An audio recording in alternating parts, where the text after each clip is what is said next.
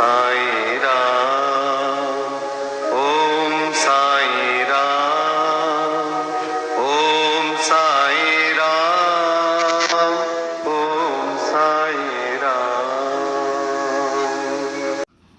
अध्याय 30 शिरडी को खींचे गए भक्त।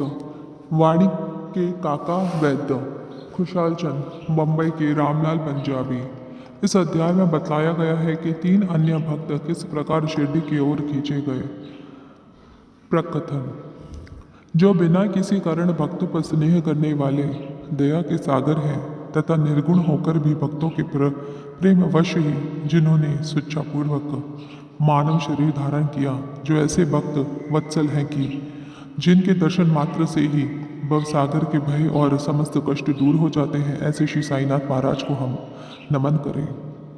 भक्तों को आत्मदर्शन कराना ही संतों का प्रधान कार्य है। श्री साईं जो संत शिरोमणि है, उनका तो मुख्य ध्येय ही यही है। जो उनके श्री चरणों की शरण में जाते हैं, उनके समस्त पाप नष्ट होकर निश्चित ही दिन प्रतिदिन प्रगति करती है। उनके श्री चरणों का स्मरण कर पवित्र स्थानों से भक्त गण शिरडी आते और उनके समीप बैठकर श्लोक पढ़कर गायत्री मंत्र का जाप किया करते थे। परंतु जो निर्बल तथा सर्व प्रकार से दीनहीन है और जो यह भी नहीं जानते कि भक्ति किसे कहते हैं, उनका तो केवल इतना ही विश्वास है कि अन्य सब लोग उन्हें असहाय छोड़कर अपेक्षा भले ही कर दे, परंतु नाथों के नाथ और प्रभु श्री साई मेरा कभी परित्याग न करेंगे। जिन पर वे कृपा करें, उन्हें प्रचंड शक्ति, नित्य अनित्य में विवेक तथा ज्ञान सहज ही प्राप्त हो जाता है। वे अपने भक्तों की इच्छाएं जानकर उन्हें पूर्ण किया करते हैं, इसलिए भक्तों को मनवांछित फल की प्राप्ति हो जाया करती है और वे सदा कृतज्ञ बने रहते हैं। हमें उन्हें साष्टांग प्रणाम कर प्रार्थना करते हैं कि वे हमारी त्रुटियों की ओर ध्यान न देकर हमें समस्त कष्टों से बचा लें। जो विपत्तिग्रस्त प्राणी इस प्रकार श्री साईं से प्रार्थना करता है, उनकी कृपा से उसे पूर्ण शांति तथा सुख समृद्धि प्राप्त होती है। श्री हेमाड़पंत कहते हैं कि हे मेरे साई, तुम तो दया के सागर हो। यह तो तुम्हारी ही दया का फल है जो आज यह साई सचित्र भक्तों के समक्ष प्रस्तुत है। अन्यथा मुझ में इतनी योग्यता कहाँ जो ऐसा कठिन कार्य करने का दुस्साहस भी कर सकता। जब पूर्ण उत्तरदायित्व साई ने अपने ऊपर ही ले लिया है, तो हिमाड़पंत को तिलमात्र भी भार प्रतीत न हुआ और न ही इसकी उन्हें चिंता ही हुई। श्री साई ने इस ग्रंथ के रूप में उनकी सेवा स्वीकार कर ली। यह केवल उनके पूर्व जन्म के शुभ संस्कारों के कारण ही संभव हुआ, जिसके लिए वे अपने को भाग्यशाली और कृतार्थ समझते हैं। नीचे लिखी कथा कपोल कल्पित नहीं, वरन विशुद्ध अमृतुल्य है। इसे जो हृदयंगम करेगा, उसे श्री साई की महानता और सर्वव्यापकता विदित हो जाएगी। परंतु जो वाद विवाद और आलोचना करना चाहते हैं, उन्हें इन कथाओं की ओर ध्यान देने की आवश्यकता भी नहीं है। यदि तर्क ही नहीं, वरन प्रगाढ़ प्रेम और भक्ति की अत्यंत अपेक्षा है। विद्वान भक्त तथा श्रद्धालु जन अथवा जो अपने को साई पद सेवक समझते हैं, उन्हें ही ये कथाएं रुचिकर तथा शिक्षाप्रद प्रतीत होंगी। अन्य लोगों के लिए तो ही वे निरी कपोल कल्पनाएं ही हैं। श्री साई के अंतरंग भक्तों को श्री साई लीलाएं कल्पतरु के सदृश है। श्री साई लीला रूपी अमृत पान करने से अज्ञानी जीवों को ज्ञान, ग्रस्त आश्रमियों को संतोष तथा मुमुक्षुओं को एक उच्च साधन प्राप्त होता है। अब हम इस अध्याय की मूल कथा पर आते हैं। काका जी वैद्य।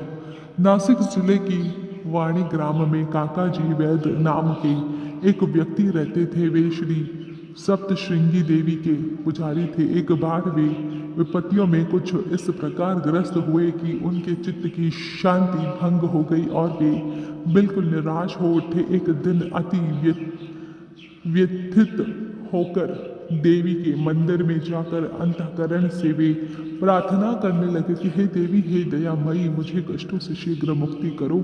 उनकी प्रार्थना से देवी प्रसन्न हो गई और उसी रात्रि को उन्हें स्वप्न में बोली कि तू बाबा के पास जा, वहाँ तेरा मन शांत और स्थिर हो जाएगा। बाबा का परिचय जानने का काका जी बड़े उत्सुक थे, परंतु देवी से प्रश्न करने के पूर्व ही उनकी निद्रा भंग हो गई। वे सोचने लगे कि ऐसे ये कौन से बाबा हैं जिनकी ओर देवी ने मुझे संकेत किया है। कुछ देर सोचने के पश्चात वे इस निष्कर्ष पर पहुंचे कि संभव है कि त्र्यंबकेश्वर बाबा शिव ही हैं। इसलिए वे पवित्र तीर्थ त्र्यंबक नासिक गए और वहां 10 दिन व्यतीत किए। वे प्रातः काल उठकर स्नानादि से निवृत्त हो रुद्र मंत्र का जाप कर साथ ही साथ अभिषेक व अन्य धार्मिक कृत्य भी करने लगे, परंतु उनका मन पूर्वतः ही अशांत बना रहा। तब फिर अपने घर लौटकर वे अति करुण स्वर में देवी की प्रार्थना करने लगे। उसी रात्रि में देवी ने उन्हें पुनः स्वप्न में दर्शन देकर कहा कि तू व्यर्थ ही त्र्यंबकेश्वर क्यों गया। बाबा से तो मेरा अभिप्राय था। शिरडी के श्री साईं समर्थ। अब काका जी के समक्ष मुख्य प्रश्न यह उपस्थित हो गया कि वे कैसे और कब शिरडी जाकर बाबा के श्री दर्शन का लाभ उठाएं। यथार्थ में यदि कोई व्यक्ति किसी संत के दर्शन को आतुर हो तो केवल संत ही नहीं, भगवान भी उसकी इच्छा पूर्ण कर देते हैं।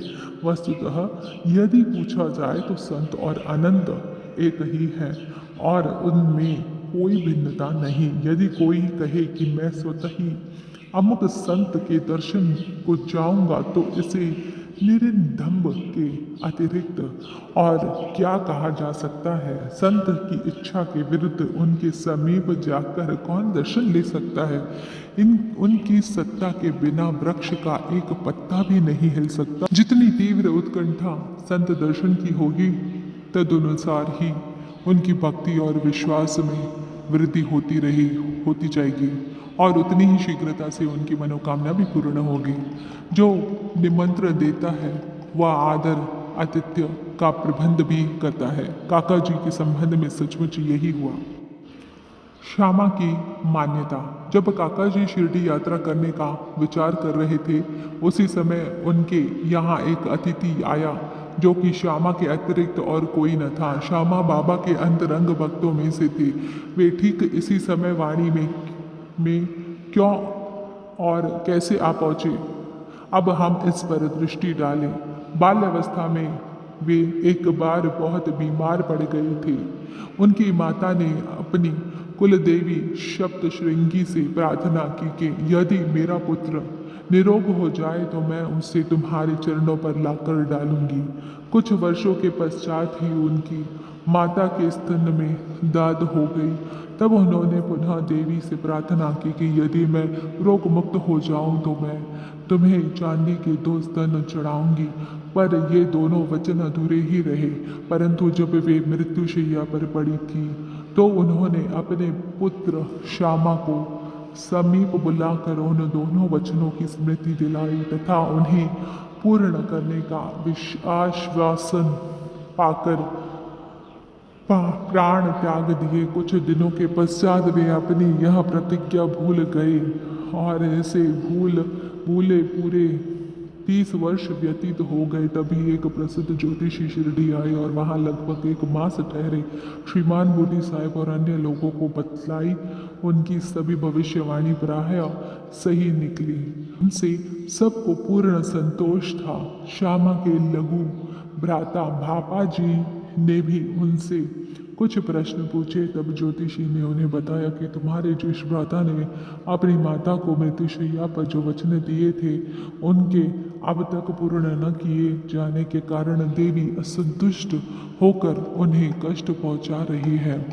ज्योतिषी की बात सुनकर श्यामा उन अपूर्ण वचनों की स्मृति हो आई। अब और विलंब करना खतरनाक समझकर उन्होंने सुनार को बुलाकर शीघ्र चांदी के 2 स्तन तैयार कराए और उन्हें मस्जिद में ले जाकर बाबा के समक्ष रख दिया तथा प्रणाम कर उन्हें स्वीकार कर वचनामुक्त करने की प्रार्थना की। श्यामा ने कहा कि मेरे लिए तो सप्तशृंगी देवी आप ही हैं, परंतु बाबा ने सग्रह कहा कि तुम इन्हें स्वयं ले जाकर देवी के चरणों में अर्पित करो। बाबा की आज्ञा भी वह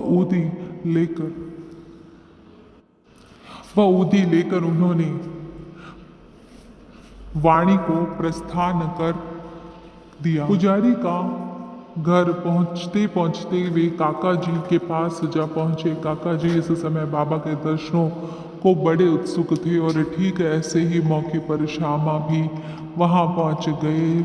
वह संयोग भी कैसा विचित्र था। काका जी ने आगंतुक से उनका परिचय प्राप्त कर पूछा कि आप कहाँ से पधार रहे हैं। जब उन्होंने सुना कि वे शिरडी से आ रहे हैं तो वे एकदम प्रेमोन्मत्त हो श्यामा से लिपट गए और फिर दोनों का श्री साई लीलाओं पर वार्तालाप आरंभ हो गया। आपने अपने वचन संबंधी कृत्यों को पूर्ण करके काका जी के साथ शिरडी लौट आए। काका मस्जिद पहुंचकर बाबा के श्री चरणों से जल लिपटे। उनके नेत्रों से प्रेमाक्षुओं की धारा बहने लगी और उनका चित्त स्थिर हो गया। देवी के अनुसार जैसे ही उन्होंने बाबा के दर्शन किए उनके मन में की अशांति तुरंत नष्ट हो गई और वे परम शांति का अनुभव करने लगे।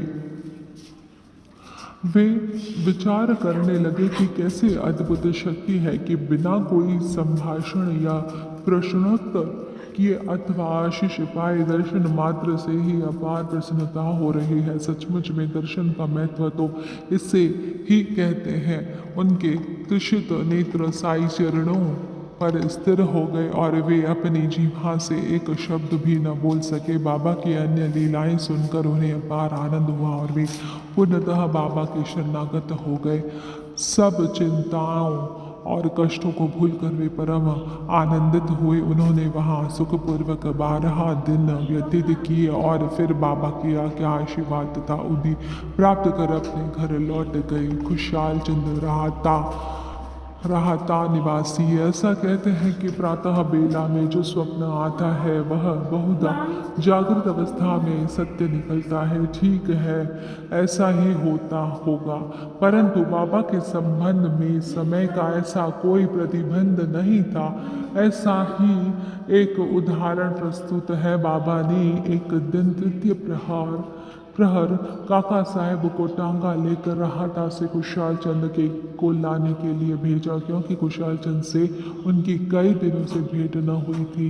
राहता पहुंचकर काका साहब ने यह संदेश उन्हें सुना दिया। यह संदेश सुनकर उन्हें महान आश्चर्य हुआ कि और वे कहने लगे कि दोपहर को भोजन के उपरांत थोड़ी देर मुझे झपकी आ गई थी। तभी बाबा स्वप्न में आए और मुझे शीघ्र ही शिरडी आने को कहा, परंतु घोड़े का उचित प्रबंध न हो सकने के कारण मैंने अपने पुत्र को यह सूचना देने के लिए उनके पास भेजा था। जब वह गांव की सीमा तक पहुंचा था तभी आप सामने से टांगे में आते दिखे। वे दोनों टांगे में बैठकर